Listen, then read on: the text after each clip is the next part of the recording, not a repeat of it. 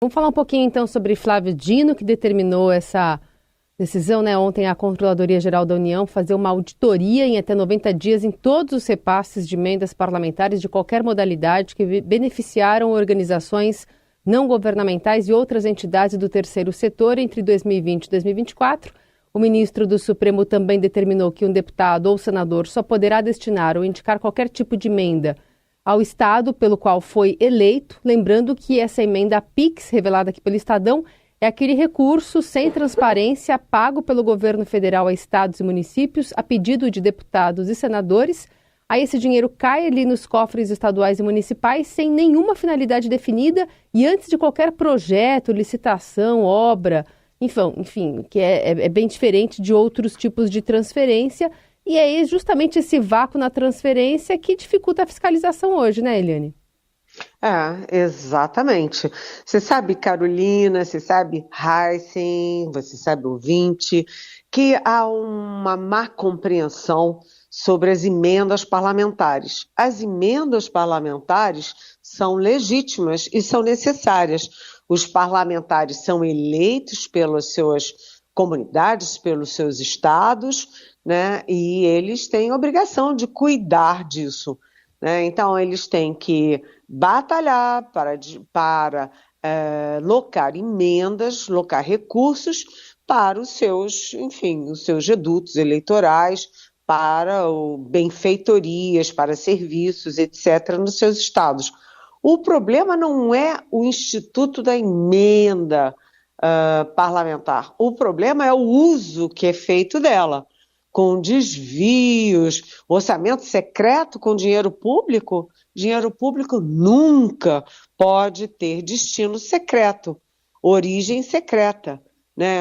Dinheiro público tem que saber quem assinou, por que assinou, para onde foi o dinheiro e o que aconteceu com aquele dinheiro, né? E não é o que acontece quando você fala em orçamento secreto, né? O dinheiro sai voando por aí e ninguém vê mais para onde ele foi parar.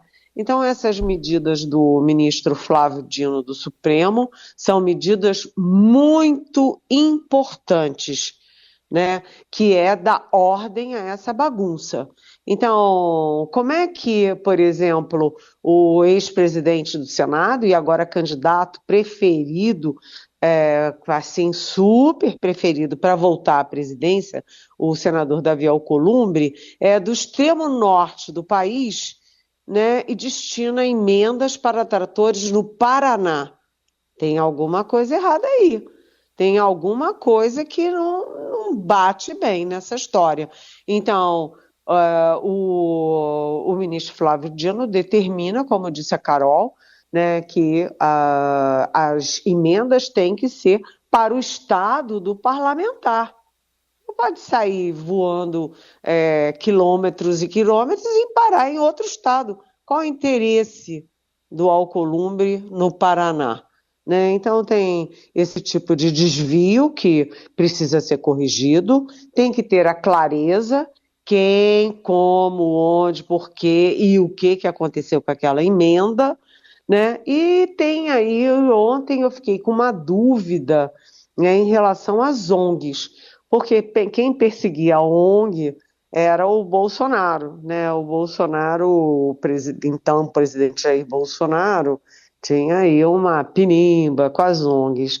E uma das medidas do ministro Flávio Dino é exatamente exigindo que a Controladoria Geral da União investigue os repasses dos últimos anos às ONGs, ao terceiro setor.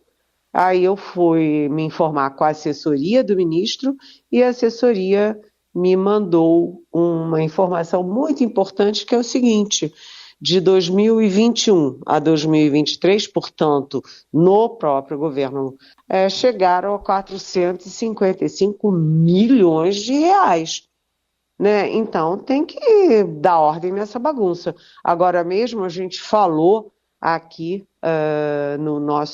na nossa Rádio Eldorado essa semana, que no corte, né, no contingenciamento do orçamento, cortaram, né, o governo cortou mais de 4 bilhões na saúde, por exemplo. só cortou um bilhãozinho ali, bem pouquinho, diante do volume total, nas emendas parlamentares. Portanto, é muito dinheiro e é um dinheiro fora do controle. E esse dinheiro é você, né? Eu, tu, ele, nós, vós e eles que pagamos. É preciso saber. É importante ter emenda, mas é importante ter lisura e clareza. Então, eu concordo com a minha colega, querida colega, que aliás faz aniversário hoje, a Flávia Oliveira, da Globo News, que apelidou a decisão do Flávio Dino de um chip nas emendas. Tem que saber início, meio e fim. Vá acompanhar a trajetória. Muito bem. Antes da gente mudar de assunto, dar uma informação aqui de que no vôlei masculino, Brasil classificado para as quartas de final. Acabou de vencer o Egito 3-0 lá nos Jogos de Paris. Então, uma boa notícia aí. O vôlei vinha de 2 derrotas, o masculino, e agora está classificado. Vamos em frente, né?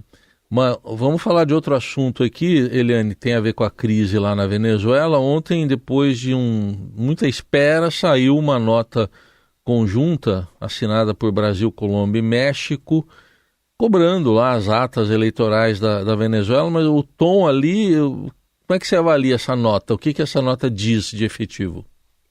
Olha, eu achei a nota, vamos dizer assim, muito, muito superficial, né? E é uma nota que não se compromete com o Maduro, muito pelo contrário, né? E fala em 3 parágrafos diferentes sobre o respeito à soberania popular, ao respeito à garantia da vontade popular no voto. Ou seja, foi uma carta mais foi endereçada indiretamente ao Maduro, mas, na verdade, citando o direito da população venezuelana de ter eleições e resultados limpos, né? É uma nota que ficou muito em cima do muro, mas eu falei depois da reunião, né, tripartite, o telefonema tripartite, com o assessor internacional da presidência, que é o embaixador Celso Amorim. Ele estava lá, né, junto com o presidente Lula, assim como o chanceler Mauro Vieira, né, os 3 participaram dessa reunião com Colômbia e México. E o que o Amorim me disse? Que, primeiro, né, foi um chamado ao respeito ao voto. Segundo, né, foi um primeiro passo de 3 países que são muito importantes em toda a América Latina. São as 3 maiores populações, né, México, Colômbia e Brasil são as 3 maiores populações. 2 deles, que são Brasil e Colômbia, fazem fronteira com a Venezuela, e tem mais, né, poderiam ser, né, estão entre as 4 maiores economias, né? A Colômbia tem uma economia menor do que a Argentina, mas como a economia da Argentina vai ladeira abaixo, é possível que logo, logo a Colômbia ultrapasse a Argentina. Então, são 3 países muito importantes e, além de tudo, eles são países considerados progressistas e mais de centro à esquerda. Pela primeira vez na história, México e Colômbia têm presidentes considerados de esquerda, além do Lula no Brasil. O que isso significa? Significa o seguinte, não foi assim como a direita, né, rapidamente rompeu e deu um chega para lá no Maduro, acuou o Maduro, né? Agora a centro-esquerda tenta embalar esse Mateus, né? Quem embale o Mateus que o embale, quem segura o Mateus que o embale. É o caso típico do Lula, que sempre foi muito perigosamente condescendente com o regime do Maduro, que é uma ditadura e que pode se transformar numa ditadura sangrenta agora com essa repressão militar nas ruas. Então, os 3 países, segundo Amorim, agora têm uma espécie de aliança, né, para tratar desse problemaço na região em conjunto. E o importante nessa história é que o Brasil mantém pontes com Maduro. Eliane Cantanhede está conosco de Brasília para falar um pouco mais sobre o governo americano, após um dia sinalizar ali que estava perdendo a paciência com a Venezuela devido a essa demora aí na apresentação das atas de votação. O secretário de Estado Antony Blinken disse em um comunicado que o resultado anunciado pelo Conselho Nacional Eleitoral, que é controlado pelo Maduro, não representava a vontade do povo venezuelano e parabenizou o candidato da oposição, o Edmundo González, pelo sucesso na sua campanha. Eliane, a gente está de olho no que pode acontecer, porque o Maduro ele não dá nenhum sinal de recuo, disse já ter preparado presídios de segurança máxima para receber as pessoas que estão sendo presas, né, nos protestos desde o final de semana, mais de 1.200 capturados. O que a gente pode esperar desse day after, né, de um anúncio dos Estados Unidos? Pois é, ontem venceram 2 prazos importantes na eleição venezuelana. Primeiro, o Pacto de Barbados, que foi entre Estados Unidos, Brasil e Venezuela, previa a divulgação das atas em até 72 horas depois da eleição. O Maduro não liberou as atas. O regime do Maduro até agora não liberou as atas da eleição. Portanto, como é que ele pode dizer que ele venceu se ninguém viu as atas e só ele é que proclamou o resultado da cabeça dele? Além disso, o segundo prazo é que a gente lembra que o Celso Amorim, que eu acabei de citar, o embaixador Celso Amorim, se encontrou com o Maduro, né, lá em Caracas, tanto com Maduro quanto com o Edmundo González, que foi o candidato de oposição, né, e o Maduro se comprometeu a entregar as atas em até 2, 3 dias. O prazo venceu também e ficou a ver navios, né, ou simplesmente o Maduro não entregou as atas, deixando que as dúvidas, sérias dúvidas, se transformem em evidência de que ele, na verdade, perdeu a eleição e, por isso, está escondendo essas atas, né? Então, os Estados Unidos, olha a sequência. Primeiro, o Joe Biden ligou para o presidente Lula, né, já que os 2 países participaram do Pacto de Barbados. Segundo, porque foi um reconhecimento dos Estados Unidos da liderança do Brasil no continente, né, da ação diplomática do Brasil, mas depois, né, os Estados Unidos avisaram, olha, estamos perdendo a paciência, e agora o Antony Blinken reconhece a vitória do opositor. Então, os Estados Unidos saíram, houve primeiro uma aproximação Brasil-Estados Unidos. Foram se distanciando e agora cada um está numa arena, né? O Brasil ainda continua aguardando informações, dados precisos para se manifestar, tentando manter aí diálogo com o Maduro, até para impedir que o Maduro fique totalmente acuado e livre para fazer qualquer coisa, que é o que ele, enfim, ameaça fazer. Qualquer coisa, eu falo, tem golpe militar no país, né? Já os Estados Unidos não. Os Estados Unidos perderam a paciência e já reconheceram a vitória do opositor. A situação é gravíssima porque as tentativas diplomáticas não estão dando certo. Ontem mesmo, a Maria Corina, que é a grande líder da oposição, que não pôde concorrer porque o Conselho Nacional Eleitoral, CNE, simplesmente deu um tilt na hora que ela foi se inscrever a candidatura dela. Ela foi impedida de concorrer, né, e ela fez uma live dizendo que está escondida, foragida, porque teme pela vida dela. Então é uma situação gravíssima e, como a Amorim me disse, é uma questão urgente, mas não dá para decidir nada de sopetão. Agora, o Brasil se distanciando dos Estados Unidos, a situação fica mais complexa ainda, porque a maioria dos países já romperam com o regime, 7 países foram expulsos, né, e estão sobrando poucos para cercar com pressão o Maduro. Sobraram, portanto, Brasil, México e Colômbia, sabe? Então a situação é gravíssima e o Brasil não sabia da posição dos Estados Unidos e ontem foi uma correria no Itamaraty, no Planalto, quando souberam disso. E agora, né, sem os Estados Unidos respaldando a liderança brasileira. Como é que fica? Ninguém sabe, gente. Ou tudo pode acontecer na Venezuela.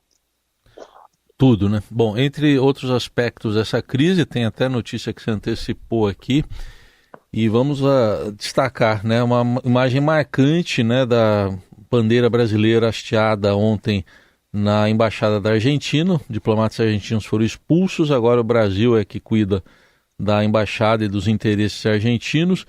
E aquela ligação lá que o Maduro quer fazer para o presidente Lula, tá cozinhando ainda o Maduro, né, Eliane?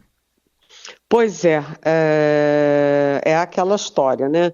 Primeiro, essa bandeira brasileira flamulando lá, né, na Embaixada da Argentina em Caracas, é muito simbólica, porque mostra a força do Brasil, a força da diplomacia do Brasil, né? O Javier Milei tem relações péssimas com o presidente Lula, né? Trata o Lula como ladrão, como comunista, inclusive grosseiro, fora de padrão de relações internacionais, né? Mas na hora que a Argentina ficou sem embaixada lá, com 6 opositores venezuelanos ligados a Maria Corina na embaixada, sem saber o que fazer, bateu na porta e pediu socorro ao Brasil.